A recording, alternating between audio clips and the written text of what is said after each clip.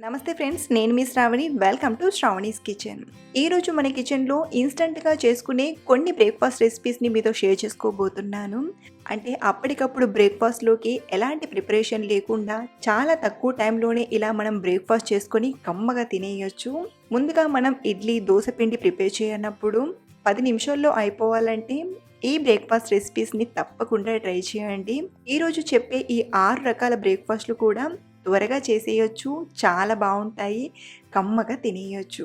మరి లేట్ చేయకుండా ఈరోజు మనం చెప్పుకునే ఈ 6 రకాల బ్రేక్ఫాస్ట్ రెసిపీస్ని వన్ బై వన్ చూసేద్దాం రండి. ముందుగా సగ్గుబియ్యంతో చల్లపునుగులు చేయడానికి ఒక గిన్నెలోకి 1 కప్పు వరకు సగ్గుబియ్యం తీసుకుందాం. గ్రామ్ వైజ్ చెప్పాలంటే ఇక్కడ నేను ఒక 120 గ్రామ్స్ వరకు తీసుకున్నానండి. ఇలా తీసుకున్న సగ్గుబియ్యాన్ని ఒక 2 సార్లు ఇలా కొంచెం రబ్ చేసినట్టుగా చేస్తూ బాగా కడగండి. ఇలా కడగడం వలన ఇందులో ఏమైనా స్టార్చ్ లాంటిది ఉంటే అది రిమూవ్ అవుతుంది. ఇలా బాగా కడిగాక ఇప్పుడు ఇందులోకి 1.5 కప్పు వరకు మజ్జిగను తీసుకుందాం. మీరు పెరుగుని తీసుకుంటుంటే 1 కప్పు పెరుగుని 1/2 కప్పు నీళ్ళను తీసుకుంటే సరిపోతుంది. ఇక్కడ నేను మజ్జిగను తీసుకుంటున్నాను కాబట్టి 1.5 కప్పు వరకు ఇలా మజ్జిగను తీసుకొని వీటిని ఒకసారి బాగా కలిపి ఒక 3-4 గంటల పాటు నానబెట్టండి. మీరు మార్నింగ్ బ్రేక్ఫాస్ట్లోకి ప్రిపేర్ చేస్తుంటే ఇలా నైట్కే నానబెట్టి మార్నింగ్ బ్రేక్ఫాస్ట్లోకైనా చేయొచ్చు. చూడండి, 3 గంటల తర్వాత సగ్గుబియ్యం కూడా బాగా నానాయి. ఇలా బాగా నానాక ఇప్పుడు వేరొక మిక్సింగ్ బౌల్లోకి 3/4 కప్పు వరకు బియ్య పిండిని తీసుకుందాం. ఇందులోనే ఒక 1/4 కప్పు వరకు మైదా పిండిని కూడా తీసుకోండి. మనం సగ్గుబియ్యం చల్లపునుగులను మొత్తం బియ్య పిండితోనే చేస్తే కొంచెం గట్టిగా, టేస్ట్ అనేది అంత పర్ఫెక్ట్గా అనిపించదు. కాబట్టి ఇక్కడ మనం చెప్పుకునే విధంగా మనం ఏ కప్పుతో అయితే సగ్గుబియ్యం తీసుకున్నామో అదే కప్పుతో ఒక 3/4 కప్పు బియ్య పిండిని, ఒక 1/4 కప్పు మైదా పిండిని తీసుకొని చేస్తే చాలా బాగా పర్ఫెక్ట్గా వస్తాయి. మీరు ఎప్పుడూ కూడా బియ్య పిండితోనే ట్రై చేస్తుంటే ఓసారి ఈ విధంగా ట్రై చేసి చూడండి. ఇప్పుడు ఇందులోనే సన్నగా తరిగిన ఒక ఉల్లిపాయ ముక్కల్ని, అలాగే 2 సన్నగా తరిగిన పచ్చిమిరపకాయ ముక్కల్ని తీసుకోండి. మీకు పచ్చిమిర్చి అనేది మధ్య మధ్యలో తగలకూడదంటే కొంచెం కచ్చాపచ్చగా దంచైనా తీసుకోవచ్చు. అలాగే ఇందులోనే సన్నగా తరిగిన 1 టీ స్పూన్ వరకు అల్లం ముక్కల్ని, అలాగే 1/2 టీ స్పూన్ జీలకర్ర, 2 టేబుల్ స్పూన్ల వరకు తరిగిన కొత్తిమీర ఆకును, రుచికి సరిపడా ఉప్పుని తీసుకుందాం. అలాగే ఇందులోకి ఒక 2 చిటికెళ్ళ వంట సోడాను కూడా తీసుకుందాం. ఇప్పుడు ఫైనల్గా ఇందులోకి మనం నానబెట్టిన సగ్గుబియ్యాన్ని తీసుకొని బాగా మిక్స్ చేసుకుందాం. వాటర్ అనేది ముందుగానే వేయకుండా ఒకసారి వీటన్నిటిని బాగా కలిపాక అవసరానికి సరిపడా అంటే 1-2 టీ స్పూన్ల వరకు వాటర్ని వేసి కలపండి. వాటర్ ఎక్కువగా వేస్తే ఆయిల్ అనేది బాగా లాగేస్తుంది. అలా అని పిండిని మరీ గట్టిగా కలిపినా కానీ మనం ఆయిల్లో ఫ్రై చేసేటప్పుడు కొంచెం పగిలినట్టుగా, పేలినట్టుగా అవుతాయి. కాబట్టి పిండిని మరీ గట్టిగా కాకుండా, అలా అని మరీ లూజ్గా కాకుండా ఇక్కడ వీడియో క్లిప్లో చూపిస్తున్నట్టుగా మనం పునుగులను వేసుకోవడానికి ఈ విధంగా కలపండి. అలాగే ఇక్కడ నేను ఒక 1/2 టీ స్పూన్ కారాన్ని కూడా యాడ్ చేశాను, పునుగులు మంచి కలర్లో రావడానికి. కారం అయితే ఆప్షనల్ అండి, మీరు కావాలంటే యాడ్ చేయొచ్చు లేదా స్కిప్ చేసి కూడా చేయొచ్చు. ఇలా పిండిని ప్రిపేర్ చేశాక డీప్ ఫ్రైకి సరిపడా ఆయిల్ని తీసుకొని ఆయిల్ని బాగా వేడి చేయండి. ఆయిల్ సరిగ్గా వేడవకముందే మనం పునుగులను వేసినా కానీ పునుగులు అనేవి అంత పర్ఫెక్ట్గా రెడీ అవ్వవు. కాబట్టి ఇలా కొంచెం పిండిని వేసి ఆయిల్ ఇలా బాగా వేడయ్యాకే చిన్న చిన్నగా పిండిని తీసుకుంటూ ఇలా పునుగుల్లా వేసుకుందాం. మీరు కావాలంటే చేతిలోనే ఒకసారి రౌండ్గా చేసి ఆయిల్లో డ్రాప్ చేస్తే చక్కటి రౌండ్ షేప్లో వస్తాయి. ఇలా ఆయిల్లో ఎన్ని పునుగులు పడతాయో అన్ని పునుగులను ఇలా కొంచెం దూరంగా యాడ్ చేయండి. ఇలా తీసుకున్న చల్ల పునుగులను మనం వెంటనే కదపకుండా ఒక 2 నిమిషాలు ఇలాగే ఫ్రై చేయండి. ఒక 2 నిమిషాల తర్వాత స్లోగా టర్న్ చేస్తూ ఈ పునుగులను మంచి కలర్ వచ్చేంత వరకు, క్రిస్పీగా అయ్యేంత వరకు ఫ్రై చేసుకుందాం. మీరు ఈ టిప్స్తో చల్ల పునుగులను చేస్తే చాలా ఈజీగా అనిపిస్తుంది. అలాగే ఎన్ని తిన్నా కానీ హెవీగా అనిపించకుండా కమ్మగా తినేయచ్చు. మరోసారి చెప్తున్నాను, మనం పిండిని పలచగా కలిపితే ఆయిల్ బాగా పడుతుంది, అలాగే ఫ్రై చేయడానికి కూడా టైం ఎక్కువగా తీసుకుంటుంది. చూడండి, ఇలా క్రిస్పీగా మంచి కలర్లోకి టర్న్ అయ్యాక ఇప్పుడు వీటిని ఆయిల్ నుండి తీసుకుందాం. ఇలా ఆయిల్ నుండి తీసుకున్నాక ఒక 2 టైమ్స్ ఇలా ట్యాప్ చేస్తే ఇందులో ఏమైనా ఎక్స్ట్రా ఆయిల్ ఉంటే అది అడిచిపోతుంది. ఇలాగే మిగతా పిండి మొత్తం కూడా ఫ్రై చేసి తీసుకోవడమే. ఇంట్లో చల్ల పునుగులను పర్ఫెక్ట్గా ఆయిల్ పీల్చకుండా టేస్టీగా ఎలా ప్రిపేర్ చేయాలో చూసాం కదా. ఓసారి మీరు కూడా సగ్గుబియ్యంతో ఇలా చల్ల పునుగులను మీకు తప్పకుండా నచ్చుతుంది. మన రెండవ రెసిపీ వచ్చేసి పోహా కిచిడి. నేనైతే ఎక్కువగా బ్రేక్ఫాస్ట్లోకి అప్పటికప్పుడు టిఫిన్ చేయాలంటే ఇలా పోహా పొంగల్ని ప్రిపేర్ చేస్తుంటాను. మీరు కూడా ఈ పోహా పొంగల్ని తప్పకుండా ట్రై చేయండి. టేస్ట్ చాలా చాలా బాగుంటుందండి. మరి కమ్మగా కడుపు నిండే ఈ పోహా పొంగల్ని ఎలా చేయాలో ఆ తయారీ విధానాన్ని ఇప్పుడు చూసేద్దాం. ముందుగా ఒక బౌల్లోకి అరకప్పు పెసరపప్పును తీసుకొని కడిగి తీసుకుందాం. ఇక్కడ నేను మెజరింగ్ కప్తో చూపిస్తున్నానండి. మీ దగ్గర మెజరింగ్ కప్ లేకపోతే ఇంట్లో ఉండే ఏదైనా కప్పు కొలతతో సగం కప్పు వరకు పెసరపప్పును తీసుకొని ఓ 2-3 సార్లు బాగా కడగండి. ఇలా బాగా కడిగాక మరో పక్కన స్టవ్ ఆన్ చేసి కుక్కర్ని తీసుకుందాం. మీరు కావాలంటే గిన్నెలో అయినా పప్పుని ఉడికించవచ్చు. ఇప్పుడు ఇందులోకి ఒక టీ స్పూన్ నెయ్యిని తీసుకొని నెయ్యి వేడయ్యాక ఇందాక మనం కడిగిన పెసరపప్పుని తీసుకొని ఫ్రై చేసుకుందాం. ఇలా ఫ్రై చేయడం వలన పప్పులో ఉండే పచ్చివాసనంతా పోయి మనం ప్రిపేర్ చేసే ఈ పొంగల్ అనేది చాలా బాగుంటుంది. ఇలా ఒక 2-3 నిమిషాలు బాగా ఫ్రై చేయండి. ఎప్పుడైతే పప్పు లైట్గా కలర్ మారుతుందో అప్పుడు ఇందులోకి మనం తీసుకున్న అరకప్పు పెసరపప్పుకి 2 కప్పుల నీళ్ళను తీసుకుందాం. అంటే మనం తీసుకున్న క్వాంటిటీకి 4 ఇంతల నీళ్ళను తీసుకోవాలి. ఇప్పుడు ఇందులోనే పావు టీ స్పూన్ పసుపుని, అలాగే కొంచెం కరివేపాకుని, కొంచెం ఉప్పుని, 10-12 మిరియాలను తీసుకొని ఒకసారి బాగా కలిపి కుక్కర్పై మూత పెట్టి 3-4 విజిల్స్ వచ్చేంత వరకు, అంటే పప్పు మెత్తగా ఉడికేటంత వరకు ఉడికించండి. ఈ పప్పు ఉడికేలోపు మరో పక్కన మనం అటుకులను కడిగి తీసుకుందాం. ఒక బౌల్లోకి 1 కప్పు వరకు అటుకులను తీసుకోండి. మనం అటుకుల ఉప్మా చేయడానికి మందపాటి అటుకులను తీసుకుంటాం కదా, ఆ అటుకులను తీసుకోండి. ఇప్పుడు ఈ అటుకులను కూడా ఒక 2-3 సార్లు బాగా కడిగి తీసుకుందాం. ఇలా బాగా కడిగి తీసుకోండి. 3 విజిల్స్ తర్వాత పప్పు ఉడికిందో లేదో చూద్దాం. చూడండి, పప్పు అనేది మెత్తగా ఉడికి కొంచెం మ్యాష్ చేసినట్టుగా అయింది. ఇన్ కేస్ మీకు పప్పు అనేది కొంచెం పలుకుగా ఉంటే కొంచెం కవ్వంతో మెదిపైన తీసుకోవచ్చు. ఇప్పుడు ఇందులోకి మనం ఇందాక కడిగి పెట్టిన అటుకులను తీసుకుందాం. అలాగే ఇందులోనే 1.5 గ్లాస్ వరకు నీళ్ళను కూడా తీసుకోండి. సుమారు ఇక్కడ నేను ఒక 400 ml వరకు వాటర్ని తీసుకుంటున్నానండి. ఇది వాటర్ యాడ్ చేసినప్పుడు కొంచెం పల్చగా అనిపిస్తుంది. ఇది ఎలా అయితే ఉడికి రెడీ అవుతుందో ఆ బాడికి ఇది దగ్గర పడుతుంది. అలాగే ఇందులోనే రుచికి సరిపడా మిగతా సాల్ట్ని కూడా తీసుకొని మిక్స్ చేసుకుందాం. ఇప్పుడు ఈ పప్పు అటుకులను ఒక 3-4 నిమిషాలు మీడియం ఫ్లేమ్లో ఉడికించండి. ఇలా ఉడికేటప్పుడు పప్పు పైన ఇలా తేటలాగా నురగగా వస్తుంది. ఈ నురగంతా కూడా తీసేసుకుందాం. చూడండి, కొంచెం దగ్గర పడింది కదా. ఇలా కాస్త దగ్గర పడుతున్నప్పుడే మనం ఇందులోకి పోపుని ప్రిపేర్ చేసుకుందాం. కాబట్టి ఈ కుక్కర్ని మరో పక్కన ఉడకడానికి పక్కన పెట్టేసి వేరొక ప్యాన్ని తీసుకుందాం. ఇప్పుడు ఇందులోకి 3-4 టీ స్పూన్ల నెయ్యిని తీసుకుందాం. మీకు నెయ్యి ఫ్లేవర్ నచ్చకపోతే ఆయిల్తో అయినా చేయొచ్చండి, కానీ నెయ్యితో చేస్తే టేస్ట్ అనేది ఇంకా బాగుంటుంది. నెయ్యి వేడయ్యాక ఇప్పుడు ఇందులోకి 1/2 టీ స్పూన్ జీలకర్ర, అలాగే మరో 1/2 టీ స్పూన్ ఆవాలు, 1 టీ స్పూన్ చిన్నగా తరిగిన అల్లం ముక్కల్ని, 2 టీ స్పూన్ల కట్ చేసిన పచ్చిమిరపకాయ ముక్కల్ని, ఒక 2 టేబుల్ స్పూన్ల జీడిపప్పు పలుకుల్ని తీసుకొని లైట్గా ఫ్రై చేయండి. ఇప్పుడు ఇందులోకి కచ్చపచ్చగా దంచిన 1/2 టీ స్పూన్ మిరియాలను తీసుకుందాం. ఇంట్లో చిన్నపిల్లలు ఉంటే మిరియాలను మెత్తగా పొడి చేసైనా తీసుకోవచ్చండి. కొంచెం కరివేపాకును కూడా వేసి బాగా ఫ్రై చేయండి. ఇదంతా బాగా ఫ్రై అయ్యాక ఇక్కడ నేను చివరిగా మళ్ళీ కొంచెం పసుపుని యాడ్ చేస్తున్నాను. నిజానికి ఈ ప్లేస్లో పసుపు వేయకుండా అయినా చేయొచ్చు. కలర్ఫుల్గా కనిపించడానికి ఇక్కడ నేను పసుపుని యాడ్ చేశాను.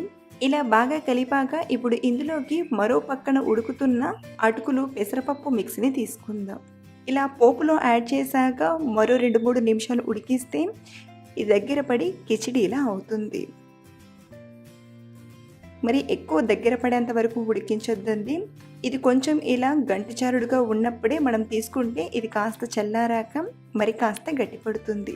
ఇలా ఈ కన్సిస్టెన్సీలోకి మనకు పొంగల్ రెడీ అయ్యాక చివరిగా ఇందులోకి పిడికిడంత కొత్తిమీరాకుని వేసి బాగా కలిపి చూడండి, మనం స్టవ్ ఆఫ్ చేసేటప్పుడు కన్సిస్టెన్సీ అనేది ఇలా ఉండాలి. స్టవ్ ఆఫ్ చేసి ఒక 5-6 నిమిషాలు అయ్యేసరికి ఇది ఇంకొంచెం దగ్గర పడుతుందండి. మీకు చూపించడానికి మరో 5 నిమిషాల తర్వాత చూపిస్తున్నాను.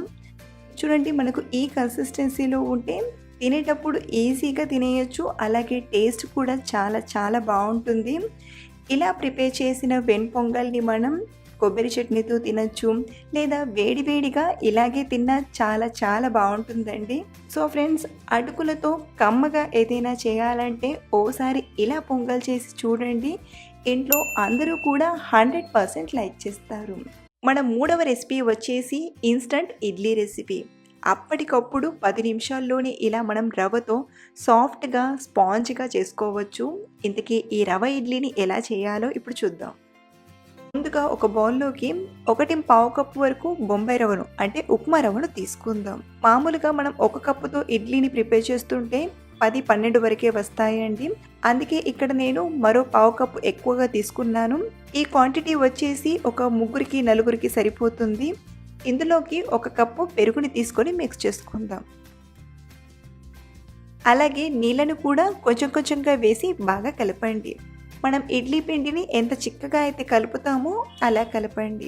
ఇక్కడ నేనైతే 1 కప్పు పెరుగు తీసుకుంటే మరో 3/4 కప్పు నీళ్ళను తీసుకున్నాను.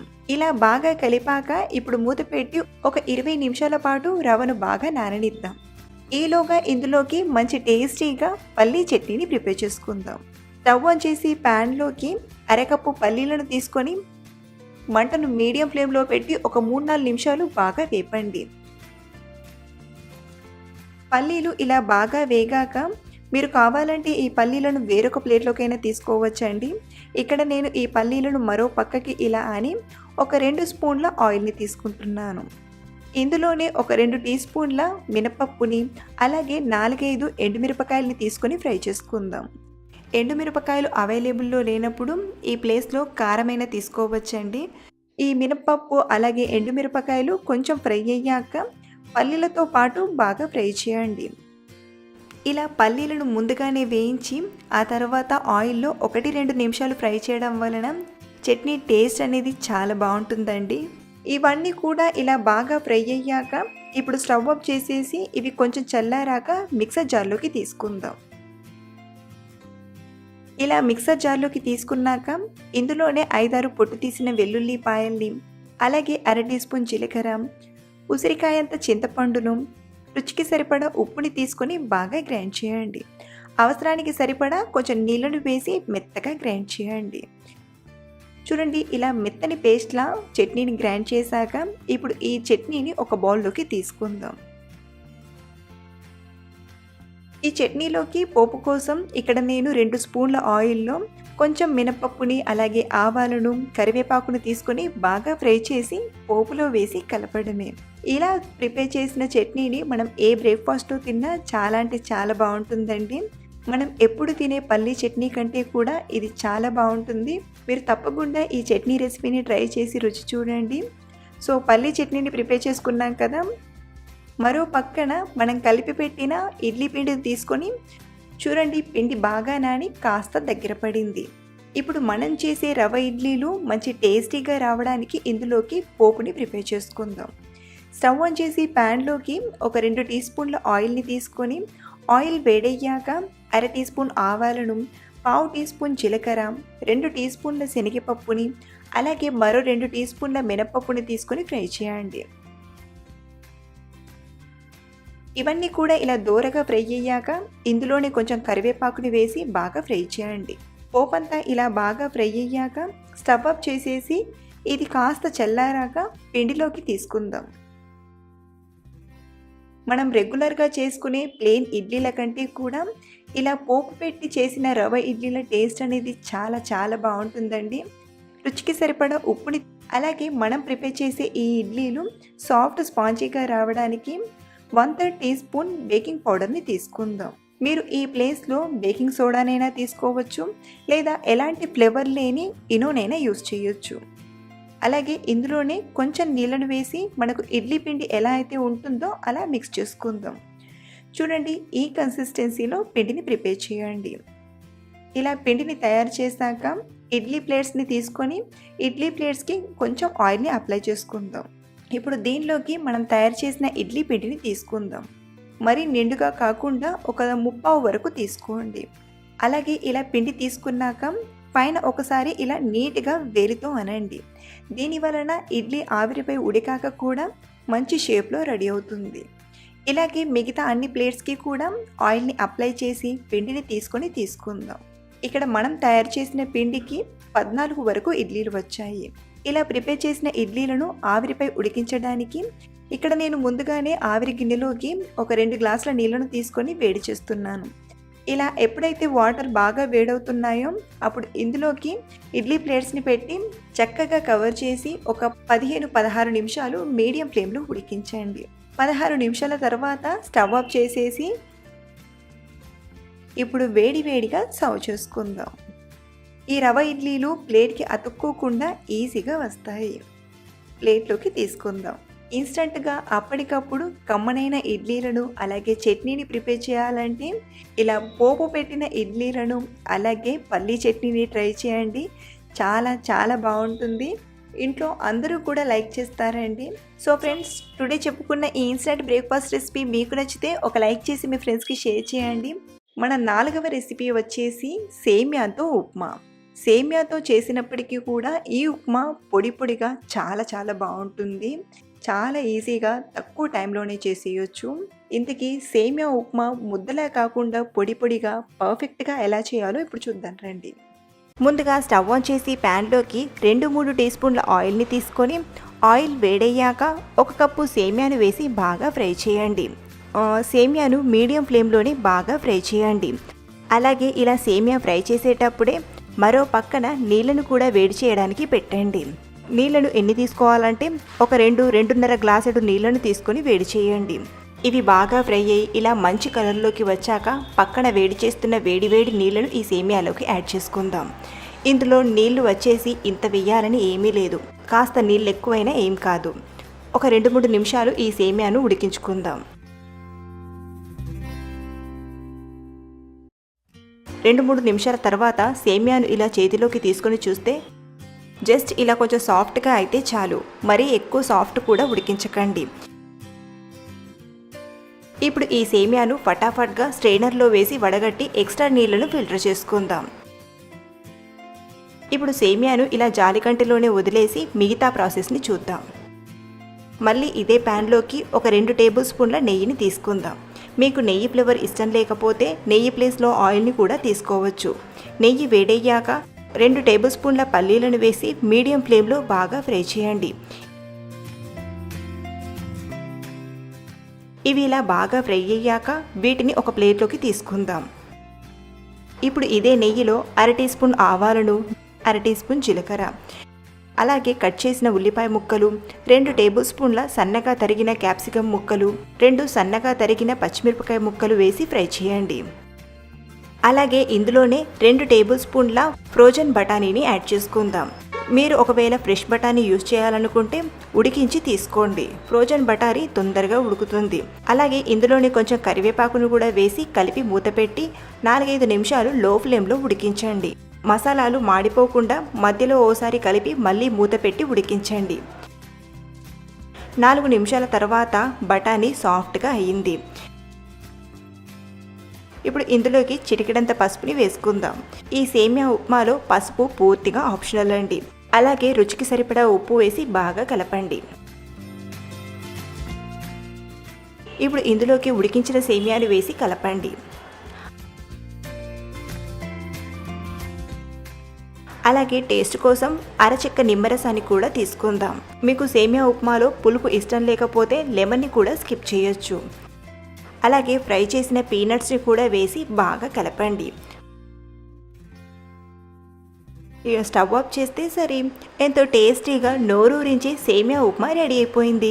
మామూలుగా మనం ఎప్పుడు చేసే సేమియా ఉప్మాలా కాకుండా ఇలా కొంచెం డిఫరెంట్గా సేమియా ఉప్మాను ట్రై చేయండి. ఈవెన్ కొత్తగా చేసేవారైనా పర్ఫెక్ట్గా చేసేస్తారు. మన నెక్స్ట్ రెసిపీ వచ్చేసి మరమరాలతో దోశ. మరమరాలతో చేసినప్పటికీ ఈ దోశ సాఫ్ట్గా చాలా టేస్టీగా ఉంటుంది.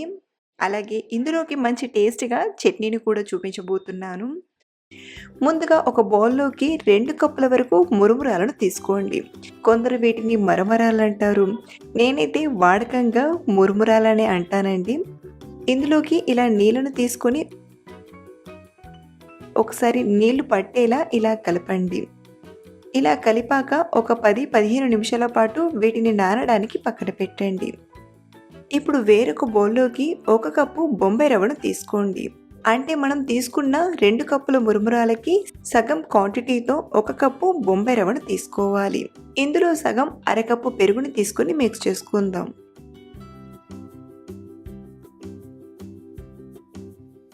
ఇలా కలిపేటప్పుడు మరో పావు కప్పు నీళ్లను వేసి బాగా కలపండి.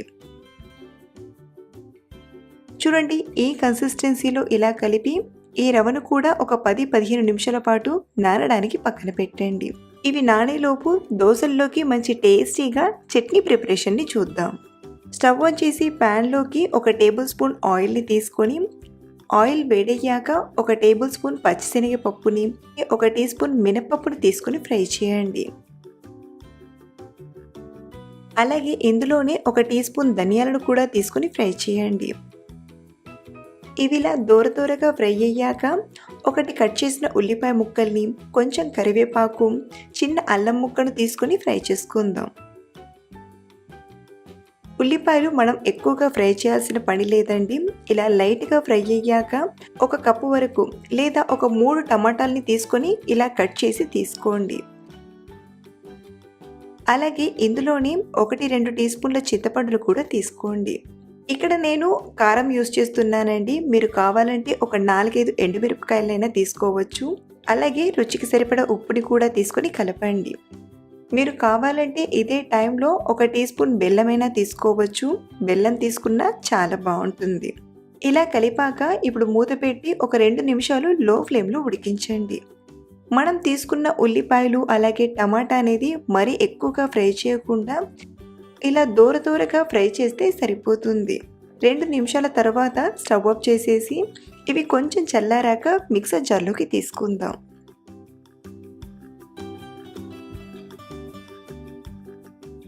ఇందులోనే ఒక 7-8 పొట్టు తీసిన వెల్లుల్లిపాయల్ని అలాగే ఒక 1/2 టీ స్పూన్ జీలకర్రను తీసుకోండి. ఇలా తీసుకున్న వీటిని మెత్తగా చట్నీలా గ్రైండ్ చేసి తీసుకోండి. అవసరానికి సరిపడా కొంచెం నీళ్లను వేసి మొత్తానికి ఇలా మెత్తగా గ్రైండ్ చేసి తీసుకోండి. ఇలా గ్రైండ్ చేసిన చట్నీని ఒక బౌల్లోకి తీసుకుందాం. పోపు కోసం ఇక్కడ నేను ఒక 2-3 టీ స్పూన్ల ఆయిల్లో కొంచెం మినపప్పుని, ఆవాలను, కరివేపాకును ఇలా ఫ్రై చేసి తీసుకున్నాను. మీరు కూడా ఇలా పోపు కోసం ఫ్రై చేసి చట్నీలో వేస్తే మన టేస్టీ ఉల్లి టమాటా చట్నీ రెడీ అయిపోయింది. మనం రెగ్యులర్గా తినే ఏ బ్రేక్ఫాస్ట్లోకైనా ఈ టమాటా ఉల్లి చట్నీ అనేది పర్ఫెక్ట్గా సెట్ అయిపోతుంది. సో చట్నీ ప్రిపరేషన్ని చూసేసాం కదా. ఇప్పుడు మనం నానబెట్టిన రవ్వ అలాగే మురుమురాలను తీసుకుందాం. చూడండి, రవ్వ అనేది బాగా నానింది. అలాగే మురుమురాలు కూడా సాఫ్ట్గా అయ్యాయి. ఇప్పుడు ఈ మురుమురాలో ఉన్న వాటర్ అంతా కూడా ఫిల్టర్ అయ్యేలా ఇలా గంటెతో తీస్తూ ఒక జాలి గంటలోకి తీసుకుందాం. ఇలా వాటర్ అన్ని వంపేసి స్ట్రైనర్లోకి తీసుకున్నాక వీటిని ఒక మిక్సర్ జార్లోకి తీసుకుందాం. ఇందులోకి నానబెట్టిన బొంబాయి రవ్వని కూడా తీసుకోండి. ఇప్పుడు గ్రైండ్ చేయడానికి వీలుగా కొంచెం నీళ్ళను వేసి మెత్తగా గ్రైండ్ చేయండి. మనం తీసుకున్న మురుమురాలు అనేవి ఎక్కడ కనబడకుండా ఇలా మెత్తగా గ్రైండ్ చేయాలి. ఇప్పుడు ఈ బ్యాటర్ని ఒక మిక్సింగ్ బౌల్లోకి తీసుకుందాం. ఇప్పుడు ఇందులోకి రుచికి సరిపడా ఉప్పుని అలాగే ఒక 1/2 టీ స్పూన్ బేకింగ్ పౌడర్ని తీసుకోండి. ఇంట్లో బేకింగ్ పౌడర్ లేకపోతే ఈ ప్లేస్లో ఇనోనైనా లేదా బేకింగ్ సోడా అంటే వంట సోడానైనా తీసుకోవచ్చు. మనం తీసుకున్న సాల్ట్ అలాగే బేకింగ్ పౌడర్ పైన ఇలా కొంచెం నీళ్ళను వేసి మిక్స్ చేసుకుందాం. పిండి అనేది మరీ గట్టిగా కాకుండా మనం దోశ పిండిని ఎలా అయితే కలుపుతామో అదే కన్సిస్టెన్సీలో నీళ్ళను కొంచెం అడ్జస్ట్ చేసుకొని కలపండి. చూడండి, మనకు కన్సిస్టెన్సీ అనేది ఇలా ఉండాలి. ఇలా ఉంటే మనం దోశలు వేయడానికి కరెక్ట్గా ఉన్నట్లు. ఇప్పుడు దోశలు చేయడానికి మరో పక్కన స్టవ్ ఆన్ చేసి ప్యాన్ తీసుకొని ప్యాన్ అనేది వేడి చేయండి. ఇక్కడ మనం నాన్ స్టిక్ ప్యాన్ని యూజ్ చేస్తున్నాం కాబట్టి నేను ఆయిల్ పెట్టట్లేదండి. మీరు కావాలంటే కొంచెం ఆయిల్ని అప్లై చేసి టిష్యూ పేపర్తో రుద్దైనా తీసుకోవచ్చు. ప్యాన్ బాగా వేడయ్యాక మనం కలిపి పెట్టిన పిండిని 1-1.5 గరిటె వరకు ఇలా తీసుకొని లైట్గా స్ప్రెడ్ చేసుకుందాం. మనం పిండిని ఇంకొంచెం పల్చగా చేసి తీసుకుంటే ఇలా స్ప్రెడ్ చేయకుండానే అది స్ప్రెడ్ అయిపోతుంది. మీరు కావాలంటే అలా అయినా చేయొచ్చు, లేదా ఇలా కొంచెం స్ప్రెడ్ చేసి తీసుకున్నా సరిపోతుంది. ఇప్పుడు దీనిపైన ఇలా మూత పెట్టి 1 నిమిషం పాటు హై ఫ్లేమ్లో ఉడికించండి.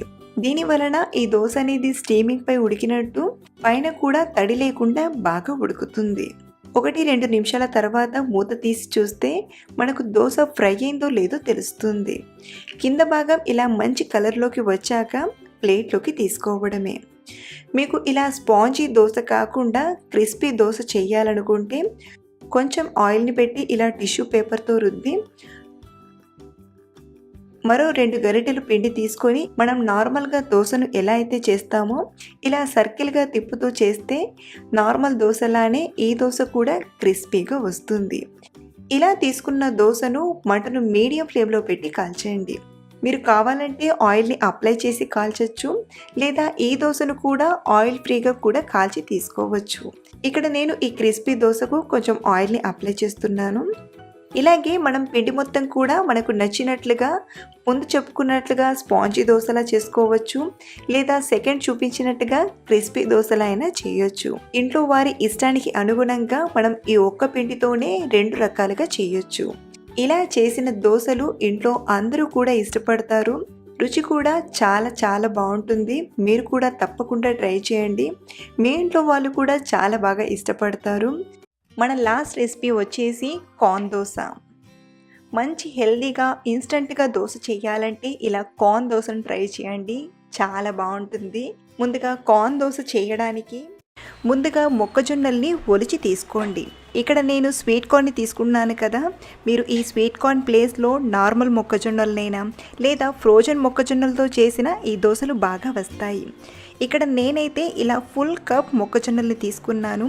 ఈ క్వాంటిటీకి సరిపడా అరకప్పుకి కొంచెం తక్కువ అంటే 1/3 కప్ వరకు పెసరపప్పుని, అలాగే ఒక పావు కప్పు వరకు బియ్యం తీసుకోండి. ఇలా తీసుకున్న పెసరపప్పు బియ్యం బాగా కడిగి ఒక 2-3 గంటలు బాగా నానబెట్టాలి. ఇక్కడ నేను ముందుగానే నానబెట్టి తీసుకున్నానండి. ఇలా పప్పు బియ్యం బాగా నానాక ఇప్పుడు మిక్సర్ జార్లోకి మనం ఒలిచి తీసుకున్న 1 కప్పు వరకు స్వీట్ కార్న్ని, అలాగే నానబెట్టిన పప్పు బియ్యం తీసుకోండి. ఇందులోనే రుచికి సరిపడా ఉప్పుని, ఒక 2-3 పచ్చిమిరపకాయలు కూడా తీసుకొని బాగా గ్రైండ్ చేయండి. అవసరమైతే కొంచెం నీళ్ళను వేసి ఇలా మెత్తగా గ్రైండ్ చేయాలి. ఇలా మెత్తగా రుబ్బిన దోసపిండిని ఒక మిక్సింగ్ బౌల్లోకి తీసుకుందాం. ఈ దోసపిండి మనం నార్మల్ దోసపిండిలానే మరీ గట్టిగా కాకుండా అలానే మరీ పలుచగా కాకుండా సరిపడా నీళ్ళను వేసి బాగా కలపండి. దోశను చేయడానికి స్టవ్ ఆన్ చేసి ప్యాన్ తీసుకొని వేడి చేయండి. ఇప్పుడు పెనం పైన 1 టీ స్పూన్ ఆయిల్ని వేసి స్ప్రెడ్ చేసుకుందాం. చూడండి, దోశ బ్యాటర్ అనేది ఇలా ఉంటే సరిపోతుంది. ఇప్పుడు ఒక గరిటెడు ఇలా పిండిని తీసుకొని దోశలా చేసుకుందాం. మనం దోశలా చేయడానికి ప్యాన్ అనేది మరీ వేడిగా ఉండద్దు, అలా అని మరీ చల్లగా ఉన్న దోశను సరిగ్గా చేసుకోలేం. కాబట్టి ప్యాన్ అనేది మీడియంగా వేడయ్యాక ఇలా పిండిని డ్రాప్ చేసి దోశలా ఇలా సర్కిల్గా తిప్పుతూ ఉంటే చక్కటి షేప్లో దోశ అనేది రెడీ అవుతుంది. ఇలా ప్రిపేర్ చేసిన దోశ పైన పిండి అనేది ఆరిపోతుంది అనేటప్పుడు కొంచెం ఆయిల్ని వేసి బాగా కాల్చేయండి. మీరు కావాలంటే ఈ దోశను ఒక సైడ్ కాల్చైనా తీసుకోవచ్చు, లేదా ఇలా కింది సైడ్ కాలాక మరో పక్కకి టర్న్ చేసి మరొక నిమిషం కాల్చి తీసుకున్న దోశ అనేది క్రిస్పీగా చాలా బాగుంటుంది. మనం ఈ దోశలను హై ఫ్లేమ్లో కాలిస్తే కాస్త మెత్తగొస్తాయి. అదే లో టు మీడియం ఫ్లేమ్ మధ్యలో కాల్చామనుకోండి సూపర్ క్రిస్పీగా దోశ అనేది పర్ఫెక్ట్గా చాలా బాగుంటుంది. ఇలా ప్లెయిన్ దోశను చేశాక మీరు కావాలంటే మసాలా దోశ స్టైల్లో చేయాలంటే ముందుగా ఇలా ప్లెయిన్ దోశలా తీసుకొని దీనిపైన మనం ప్రిపేర్ చేసిన అల్లం ఉల్లి చట్నీని, అంటే మనం చట్నీని ప్రిపేర్ చేసాం కదా, ఆ చట్నీని ఈ దోశ పైన ఇలా స్ప్రెడ్ చేయండి. ఇప్పుడు దీనిపైన కొంచెం ఉల్లిపాయ, కొత్తిమీర ఆకుని ఇలా స్ప్రింకిల్ చేసుకుందాం. మీరు కావాలంటే క్యారెట్ తురుమునైనా తీసుకోవచ్చండి. ఇలా ప్రిపేర్ చేసిన దోశ పైన కొంచెం ఆయిల్ని వేసి ఓన్లీ మీడియం ఫ్లేమ్లోనే కాల్చండి. దోశ అనేది క్రిస్పీగా రెడీ అవుతుంది. ఇలా కింది భాగం బాగా కాలాక ఇలా ఫోల్డ్ చేసి తీసుకోవడమే. మీకు ప్లెయిన్ దోశ కావాలంటే ముందు చెప్పుకున్నట్టుగా ప్లెయిన్గా అయినా చేసుకోవచ్చు, లేదా మసాలా దోశ స్టైల్లో చేసుకోవాలంటే ఇలా చేసినా చాలా బాగుంటుంది. సో ఫ్రెండ్స్, టుడే చెప్పుకున్న ఈ హెల్దీ బ్రేక్ఫాస్ట్ రెసిపీ మీకు నచ్చితే ఒక లైక్ చేసి మీ ఫ్రెండ్స్కి షేర్ చేయండి. అలాగే మీకు ఎలా కుదిరిందో నాతో షేర్ చేసుకోవడం మర్చిపోవద్దు. Thank you for watching.